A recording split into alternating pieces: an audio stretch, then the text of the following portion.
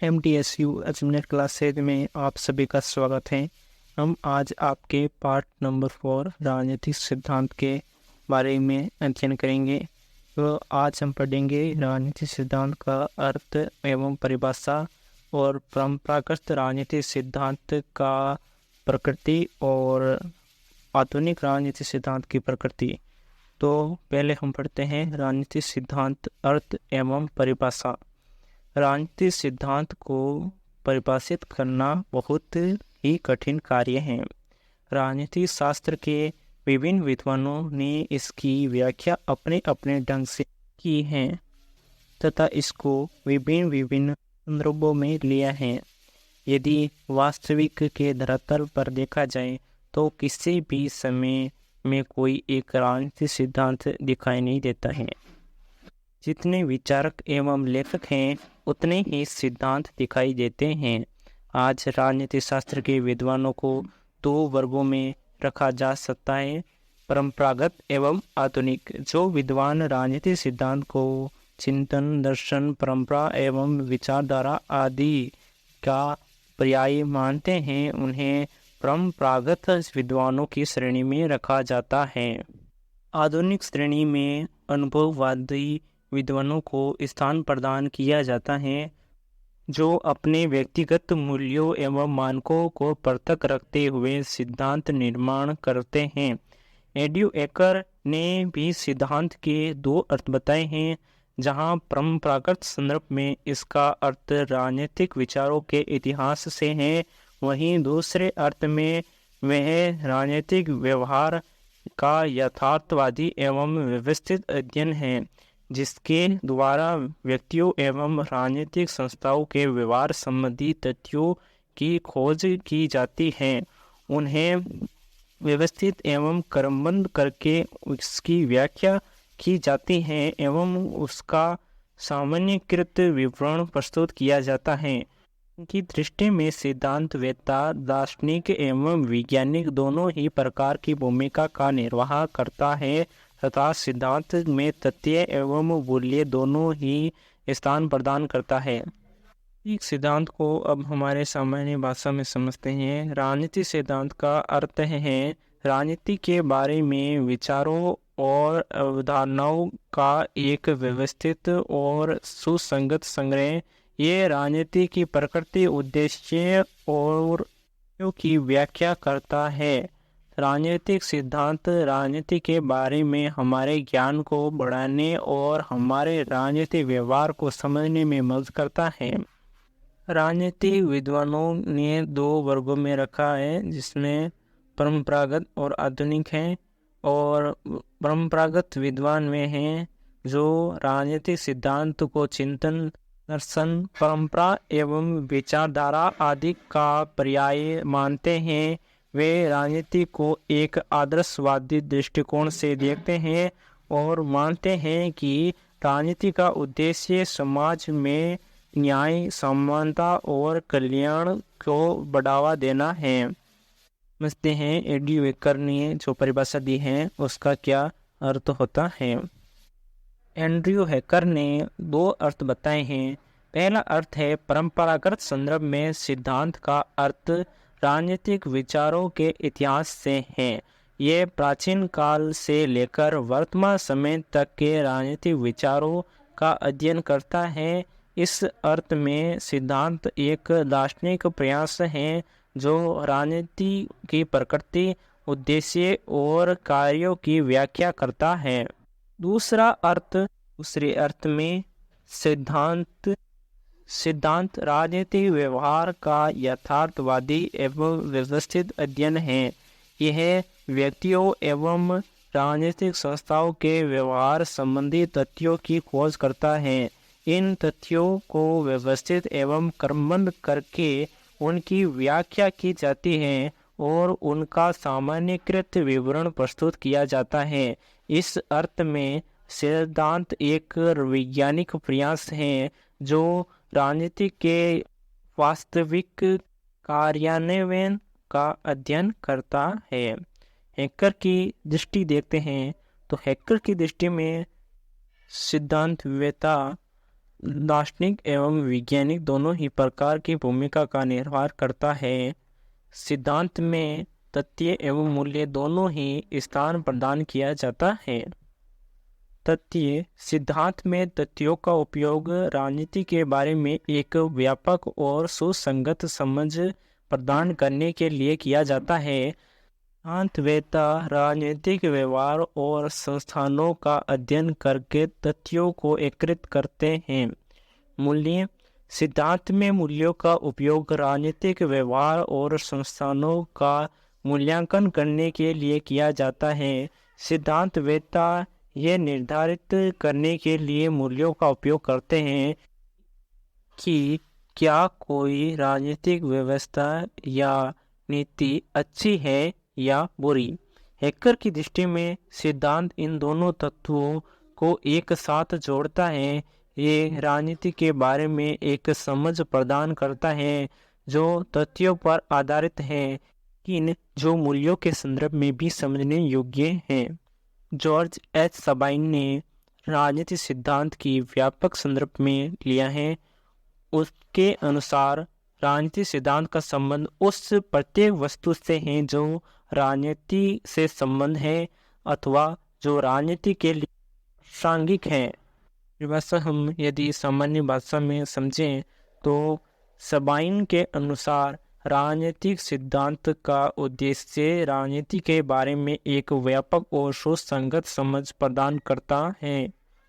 राजनीति की प्रकृति, उद्देश्य और कार्यों की व्याख्या करता है और ये राजनीति के विभिन्न पहलुओं का अध्ययन करता है। इसमें शामिल हैं राजनीतिक विचारों का इतिहास, राजनीतिक संस्थान, राजनीतिक प्रक्रियाएं, राजनीतिक व्यवहार, राजनीतिक नीतियाँ।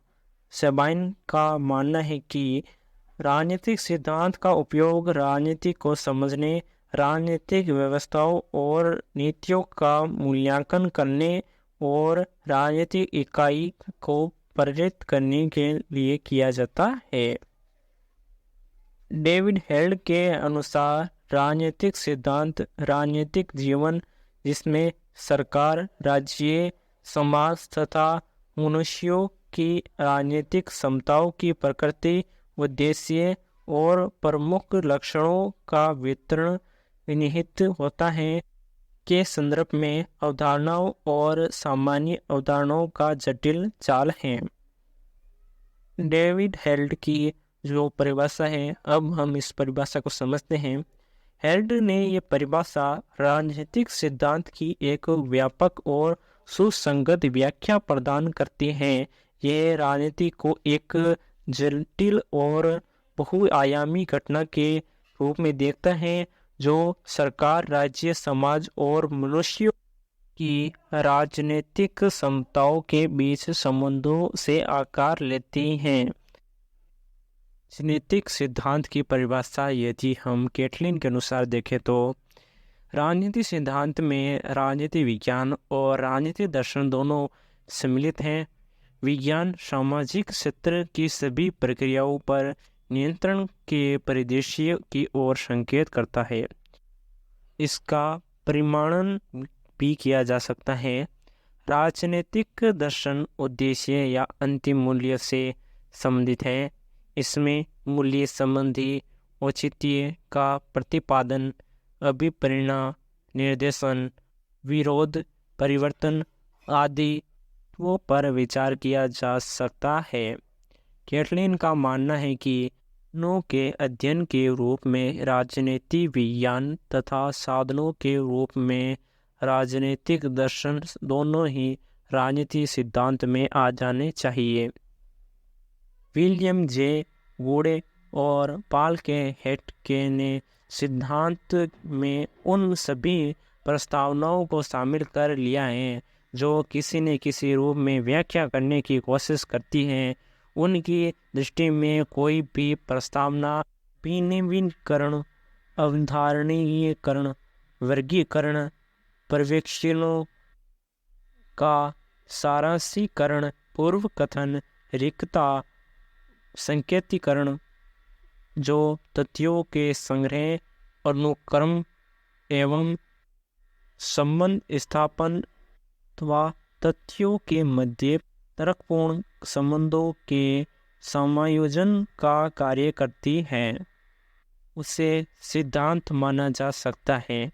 इसी आधार पर किसी भी विषय से संबंध संपूर्ण विचार व्यवस्था को सिद्धांत माना जा सकता है। आधुनिक राजनीतिक सिद्धांत के निर्माण एवं प्रसार में सर्वाधिक योगदान डेविड ह्यूस्टन का माना जा सकता है। उन्होंने अपनी विभिन्न रचनाओं में सिद्धांत के महत्व का प्रतिपादन किया है। उनकी मान्यता है कि इस अनुशासन का भविष्य उनके भविष्य निर्देशन एवं सामंजस्य की तपस्या हल करने की शर्त राजनीतिक विकास है। अनुभवात्मक ज्ञान अपने आप में पूर्ण नहीं हो सकता। आंकड़ों और तथ्यों की जो बाढ़ आ रही है, उसकी तेज धार में स्वयं वैज्ञानिक उद्यमों के ही वह जाने की संभावना है। अनुशासन या विषय के आत्मरक्षण की दृष्टि से भी ये जरूरी है कि आंकड़ों और तथ्यों के यथार्थ सागर में डाला जाए तथा उन्हें नियंत्रित एवं परिमाणित किया जाए, जिसके लिए एक सामान्य सिद्धांत की आवश्यकता है, जो कि अनुशासन के रूप में राजनीतिक विज्ञान के समस्त विषय क्षेत्र को दिशा निर्देश, सामंजस्य एवं व्यवस्था प्रदान कर सकें। परंपरागत राजनीतिक सिद्धांत की प्रकृति के बारे में अध्ययन करते हैं। परंपरागत राजनीतिक सिद्धांत अपने प्रतिपादक के व्यक्तित्व एवं दृष्टिकोण से प्रभावित रहे हैं। प्लेटो से लेकर कांट, हीगल, ग्रीन तक राजनीतिक सिद्धांतों को सदैव आचार शास्त्र या दर्शन शास्त्र के अंग के रूप में प्रतिपादित किया गया है। उस समय के राजनीतिक चिंतक अपने आप को किसी न किसी रूप में तत्कालिक राजनीतिक समस्याओं का स्थायी एवं शाश्वत समाधान कर प्रस्तुत करने के लिए प्रतिबद्ध मानते थे। उन्होंने मानव जीवन और समाज के लक्ष्यों और मूल्यों की ओर अपना ध्यान लगाया। उनके विचार व्यक्तिगत दृष्टिकोण, चिंतन, कल्पना या अध्यात्मवादी सिद्धांतों से उदित हुए हैं। शाश्वत एवं उच्च स्तरीय तत्वों से संबंध होने के कारण उनकी चिंतन प्रणाली तार्किक और निगमनात्मक है। परंपरागत राजनीतिक सिद्धांत के में मूल्य, आदर्शों, परम तत्वों आदि को सर्वोपरि स्थान दिया जाता है। प्लेटो का न्याय सिद्धांत, अरस्तु का मध्यम प्रजातंत्र, लोक का प्राकृतिक कानून, रूसो की सामान्य इच्छा आदि इसी प्रकार की हैं। सभी सिद्धांत निर्माताओं की मान्यताओं से निकले हैं। उनके समक्ष अनुभविक तथ्यों, जांच, प्रमाण, अवलोकन आदि का महत्व नहीं है। वे सभी चाहिए की प्रकृति के हैं। उनका उद्देश्य सुधार, समर्थन या विरोध करने का होता है। वे लोग मूल्यों, मान्यताओं आदि की इतनी अधिक महत्व देते हैं कि इनके लिए राज सिद्धांत, राज दर्शन और राज विज्ञान पर्यायवाची बन जाते हैं। आधुनिक शब्दावली में परंपरावादी के चिंतन सिद्धांत को अधिक अनुशासनात्मक माना जा सकता है। प्लेटो, अरस्तु, रूसो, मार्क्स आदि प्रमुख विचारक लगभग सभी सामाजिक विषयों एवं विज्ञानों में महत्व स्थान ग्रहण किए हुए हैं। उनके समय में राजनीति विज्ञान ने स्वतः एवं प्रत्यक्ष ग्रहण नहीं किया था। परम तत्व शाश्वत सत्यों से संबंधित होने के कारण अधिकांश शास्त्रीय राजनीतिक सिद्धांत प्राय बौद्धिक हैं। वे तर्क एवं निगमनात्मक निष्कर्षों पर आधारित हैं। इसी कारण वे यथार्थ एवं व्यवहार से विकल हो गए हैं। उनके निष्कर्ष गणितीय परिमाणन, तथ्य संग्रह, पर्यवेक्षणात्मक सत्यापन, सर्वेक्षण जैसी पद्धति विज्ञान की तकनीकी विधियों पर आश्रित नहीं है। परंपरावादी राजनीतिक विचारों की सबसे बड़ी दुर्बलता यह है कि मूल्यों, नैतिकता, आदर्शों, ब्रह्म सत्य आदि पर विचार करते समय धर्म और दर्शन में डूब जाते हैं। वे राजनीति की ठोस भूमिका को त्याग कर कल्पना लोक में चले जाते हैं। वे आकाश में बैठकर धरती की ओर देखते हैं। आधुनिक राजनीतिक सिद्धांत की प्रकृति पर हम चर्चा करें। आधुनिक राजनीतिक सिद्धांत अनुभववादी और वैज्ञानिक पद्धतियों पर आधारित हैं। ये मानव व्यवहार के यथार्थ अध्ययन से निःसर्त हैं। यह मूल्यों से के बजाय तथ्यों के अध्ययन पर बल देता है। यह राजनीति को दर्शन, कल्पना और इतिहास से दूर ले जाकर विज्ञान बनाने का प्रयत्न है। द्वितीय विश्व युद्ध के बाद व्यवहारवादी आंदोलन ने आधुनिक राजनीतिक सिद्धांत के न्याय अध्ययन को नई दिशा प्रदान की। इसके समर्थकों में Charles Merriam, David Easton, Harold Lasswell, Robert Dahl, and Karl Deutsch आदि प्रमुख हैं। धन्यवाद।